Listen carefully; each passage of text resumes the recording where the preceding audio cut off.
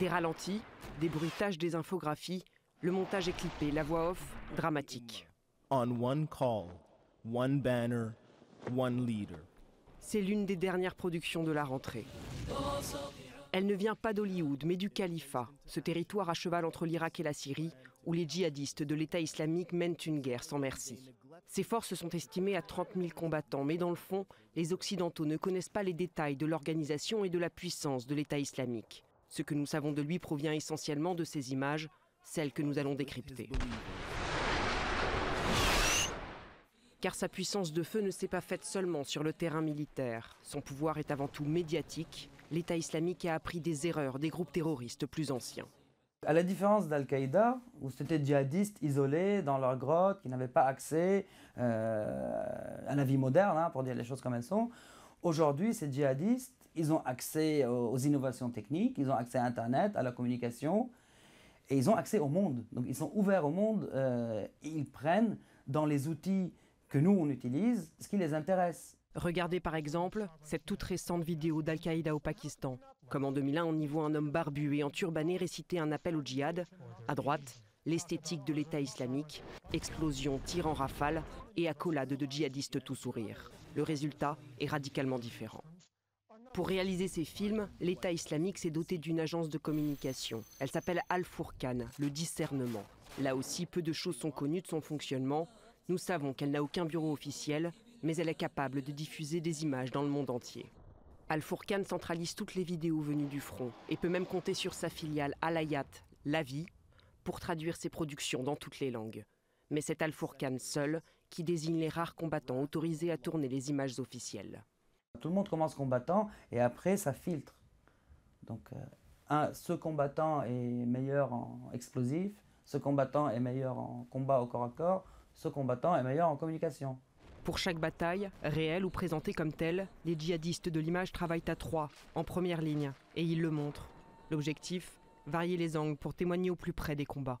Sur cette scène d'exécution de soldats syriens à Raqqa, 2 caméras sur pied sont disposées de part et d'autre du fossé. L'effet est maximum. Car leur équipement est pointu, les djihadistes utilisent des drones pour les vues aériennes, une richesse technique qui amplifie leur capacité militaire. Militairement, ils sont faibles, ou ils étaient faibles à cette époque. Donc la terreur est une arme indispensable pour qu'ils puissent terroriser leur ennemi et l'inciter à ne pas se battre. Par exemple, cette vidéo diffusée en mai a contribué à faire tomber Mossoul, la deuxième ville d'Irak, en quelques heures. Elle montre des djihadistes exécuter froidement fonctionnaires et soldats irakiens sur une route loin de la ville.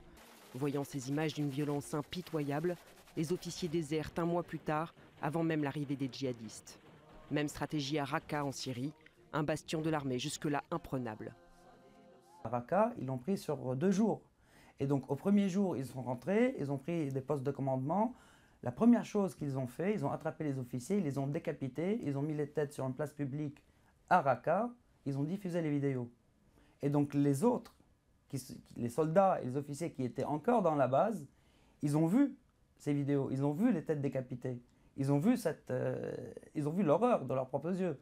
Et donc ça a aussi grandement contribué à la débandade de l'armée syrienne. D'abord régional, leur djihad devient global quand les Américains frappent l'Irak début août. Pour choquer le monde occidental, l'État islamique décapite 5 otages. Filmés, diffusés, 4 de ces assassinats sont commis par un combattant anglo-saxon. Un cran d'horreur est franchi dans leur communication. Il n'est pas du tout habituel de voir un occidental décapiter un autre occidental. C'est pour dire, la guerre elle est chez vous. Plus déstabilisante et plus pernicieuse, la série de vidéos intitulée « Tendez bien l'oreille ». L'otage John Cantley, un journaliste britannique retenu depuis 2 ans, explique le projet du califat. Il récite un texte sous la menace de ses geôliers, mais il apparaît libre.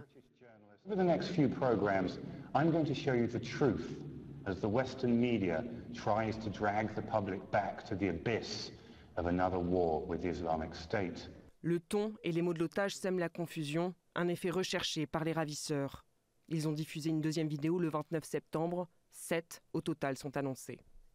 À la différence d'une vidéo de décapitation, les gens vont regarder jusqu'au bout pour voir ce qu'il a à dire. Et donc, dans ce qu'il a à dire, il restera bien quelque chose dans la tête des gens. Ceux que cette propagande ne terrorise pas sont fascinés. Des milliers d'étrangers ont rallié le califat. Des arrivées toujours valorisées dans les vidéos, comme ici, où l'on voit ces hommes déchirer leur passeport. Un recrutement international qui galvanise chaque jour de nouveaux candidats au djihad. Elsa en fait partie. Elle est étudiante à Paris. Elle a accepté de nous livrer un témoignage rare. Mais personne, et surtout pas ses parents, ne doivent la reconnaître. Nous avons donc modifié sa voix. Moi, je voulais voir ce qu'eux, ils avaient à dire, ce qu'eux, ils avaient à proposer, pourquoi ils faisaient ça. Et je pense pas que c'est pas possible que ce soit que de la barbarie, comme on dit. Elsa est née dans une famille laïque d'origine algérienne et ne parle pas arabe. Elle s'est convertie à l'islam il y a 2 ans et s'est peu à peu radicalisée, jusqu'au jour où elle a croisé ces vidéos. N'importe qui peut se retrouver dans leurs vidéos. On voit des gens comme nous qui ont tout quitté, qui ont quitté leur famille pour aller combattre là-bas. Et je trouve ça admirable qu'un État réussisse à réunir autant de gens différents pour une même cause. Elle trouve dans le projet des djihadistes ce qu'elle ne vit pas ailleurs, la stricte application de la charia, quel qu'en soit le prix. Leur vérité est également la sienne. La violence, pour elle, est secondaire. Preuve que l'État islamique sait parfaitement séduire ses cibles. Ce qui est beaucoup mis en avant, c'est leur lutte, leur combat, mais derrière ça, ils mettent en place des institutions, des écoles. La jeune femme retient seulement les images qui l'arrangent. Celles qui montrent un régime en train de s'installer, la police qui punit les trafiquants, la justice islamique qu'elle estime équitable, mais aussi ses distributions de nourriture. Pour elle, ces vidéos sont un appel au départ. Et cet État islamique, il pourrait me profiter également. C'est le seul endroit de la Terre, la seule zone géographique où je pourrais pratiquer pleinement ma religion. En attendant, elle s'est donné le rôle de militer sur Internet et les réseaux sociaux. Et je ne peux pas aller me pointer dehors avec des tracts ou quoi que ce soit. Mais comment je le fais? Sur les réseaux sociaux, en propageant déjà leurs vidéos, les vidéos de l'État islamique que moi je trouve pertinentes, leurs communiqués que je trouve pertinents. Elsa n'est pas seule. Toute une communauté connectée et anonyme fait vivre ce djihad médiatique traqué par les services de renseignement. Il y a malgré tout la réalité du terrain. Il y a quelques jours, les dirigeants djihadistes ont rappelé leurs troupes à l'ordre. Il est défendu de délivrer la moindre information venant du front. Seuls les documentalistes désignés sont habilités à filmer et documenter les combats. Aujourd'hui en guerre contre une coalition d'armées conventionnelles, la surpuissance médiatique du califat va se mesurer dans sa capacité d'attirer toujours plus de combattants.